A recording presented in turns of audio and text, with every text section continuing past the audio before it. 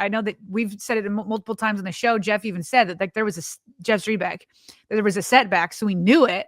Correct. But it's like one of those things where you keep being told that it's going to be okay, but it just isn't. What is this? Wild AFC North news. Wild AFC North news. This division never ceases to amaze. Cincinnati, Sarah, is you talk about dire straits. Jake Browning has not been the guy this year. He is one of many problems, much like the Ravens have. The Cincinnati's offensive line has been a major issue. Jake Browning has been playing in relief of Joe Burrow, who is not available for the next couple months. And Sarah, the recently benched Joe Flacco in Cleveland is being traded in division to the Bengals. He's going to go and try and save Cincinnati's season. I would think they're going to give him a shot to be QB1, or I guess. Why else would you trade for him? Well, no. They just released Mike White from their practice squad. He was one of the many quarterbacks they had there. It looks like because Zach Taylor opened the door, I saw a tweet on this, left the door open, I should say, in one of his press conferences recently about a potential reevaluation of quarterback, that they are going to give Joe Flacco a chance to keep their season alive. You can't make this stuff up with the division. You cannot make this stuff up. What in the world? Like, the Browns are giving their competition Joe Flacco, who once saved their season. Maybe they're doing Joe Flacco a solid, because they're like, well, we're clearly not going to play you anymore because we stink.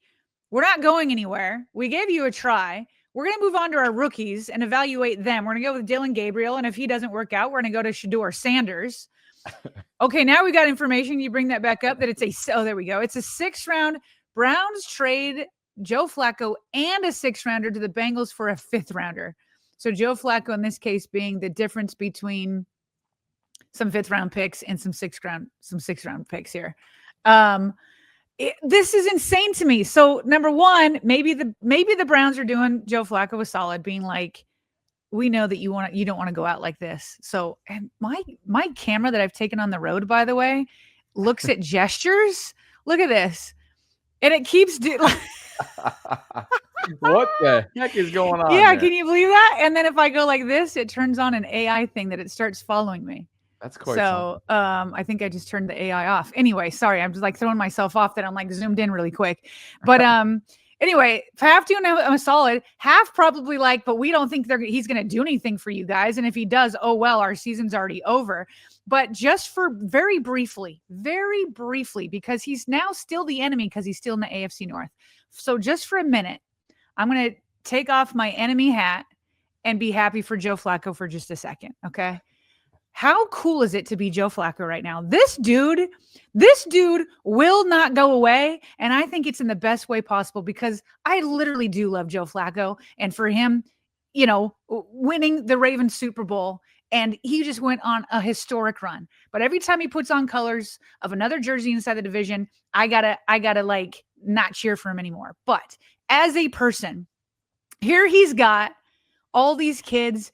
He's over 40 years old. He's just living on house money. And Bobby, he was just given the absolute best receiving core he's ever had. And how many years has he been in the league now? I don't know. Is he like 18, 19 years? Is he at 20 yet? The absolute best receiving core.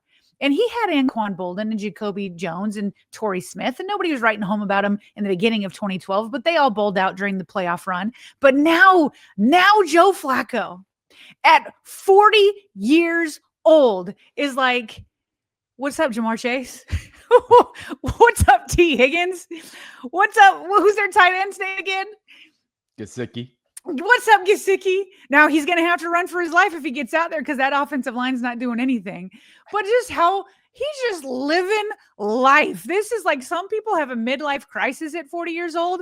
He's just sitting back, kicking up his feet, and just taking one chance after another. And now he's got Jamar Chase and T. Higgins to throw to. What a moment for him. Yeah, good for Joe. His third AFC North team, probably going to get a darn good chance at. Although, here's the problem. Here's the problem. There's a reason why Joe Burrow went down, Sarah. That's what I'm saying. The offensive line. So he's going to have to hang in there tough. But his career continues. Year 18, you said it, 40 years old, now charged with in a wide open AFC North. A wide open AFC North. He's now going to get a shot at keeping Cincinnati's postseason hopes afloat, and most importantly, give Joe Burrow, the other Joe, two Joes now in the quarterback room in Cincy, going to give him a shot at obviously probably a little bit more motivation. Not that he needs any to recover as quickly as possible as Joe potentially holds down the fort. So right now their quarterback room consists of Joe, who's on IR, Jake Browning, who's started for Joe since he went down with that turf toe, and Brett Ripien. So well, and now we have to ask ourselves. So I'm going to put back on my "you're an enemy to me now, Joe. You're dead to me for the time being." Is he going to get another start at M&T Bank Stadium later on? Because we have 2 games against the Cincinnati Bengals still to come. One of them being at M&T Bank Stadium. He's going to want to right the wrong because he did get pummeled. The only game that the Ravens defense looked good and fooled us into thinking so. And so maybe he'll get a second bite of the apple with better receivers, but the Ravens better get some sacks on there because they do not have offensive linemen. And maybe it's finally one of those that these pass rushers can come alive. But this will be interesting to watch if he gets another bite of the apple to come into M&T Bank Stadium and try to play better the second time around that he did the first. I think if he can stay healthy, he's for sure going to see this team again, to your point. Thanksgiving night, the first of 2. The second one will be December 14th, week 15. That's on the road. Thanksgiving night, of course, week 13. That's in Baltimore. So that's what's coming up. Breaking news for you on the timeline. My, oh my, we've got more breaking news on this Tuesday. And this one might be a little bit more interesting than Joe Flacco because the Ravens are bringing in a former member of the Houston Texans. He did not leave on good terms whatsoever. We just talked to John McClain about this player, or maybe it was me on my personal channel with Cody Stutz, but Chauncey Gardner-Johnson, a.k.a. CJ Gardner-Johnson, is signing with the Ravens practice squad. That's according to his agent, Adam Schefter, noting this a short while ago. He still gets his fully guaranteed 2025 salary with the Texans. So there is little financial impact with the Ravens and for the Ravens. Sarah, let me be clear. He did not end on good terms whatsoever. And the reports out of Houston were that there was internal issues, meaning locker room issues, not talent issues, locker room, cultural stuff. Now he's coming to Baltimore. Desperate times call for desperate measures. It's a wild Tuesday. And CJ Gardner-Johnson's coming to Baltimore. What's going on in the locker room? Do you know more? What are the details? Got to look more into it. You look it up while I give my reaction. First of all, this is crazy to me because when I'm at home, I have several screens. And so I'm watching Twitter and I can see the breaking news there. Like you're literally getting my first reaction every time you say it. And I'm like, you like set it up where you're like, ooh, this is bigger than Joe Flacco. And somebody's coming to the Ravens. And I'm like, ooh, offensive line help? Ooh, defensive line help? No, it's another safety. Yeah. Here we go. And listen, this could be bad news for all I know, because I hope it's not a sign that Kyle Hamilton isn't ready to return. I hope it's not a sign for that. I hope it's more a sign of like, hey, our rookie isn't quite up to speed yet. And we want to maybe pair Chauncey Gardner-Johnson with Kyle Hamilton. I hope it's not a sign for Kyle Hamilton and more just an opportunity where they're like, okay, we can now give our rookie first rounder more time to ease his way in, because we haven't been able to do so due to Ardarius Washington going down with the Achilles, or was it foot? During that conditioning session. Okay. Yep. Ardarius with the Achilles.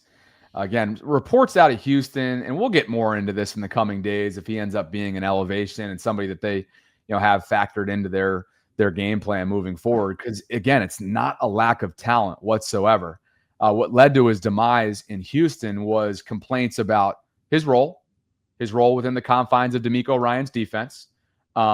He criticized teammates, and there were other internal locker room issues. So again, we'll get into more of those specifics. We'll do more research. That's a very macro level of what went wrong for him as a Texan. He now joins the Ravens practice squad.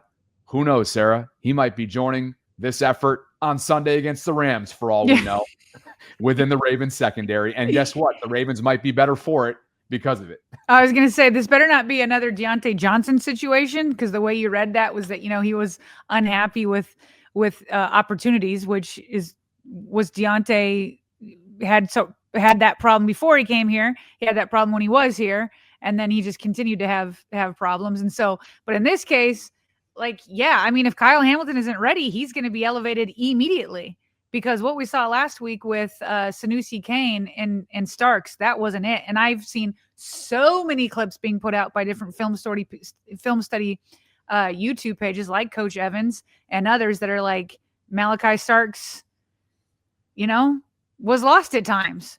And so, that wasn't the answer with Sanusi and Malachi. And seems like he'd get plenty of opportunity here. So hopefully it won't be a Deontay Johnson situation, because it seems like the door's wide open for him to get playing time. Yeah. So what? Last summer, they bring in Eddie Jackson. Now in week 6, they bring in a veteran in Chauncey Gardner-Johnson at the safety position. You're right, Sarah. We're going to learn a lot more about this in the coming days. But man, oh man, a tantalizing Tuesday inside the vault for sure. That brings us Tuesday. I like it.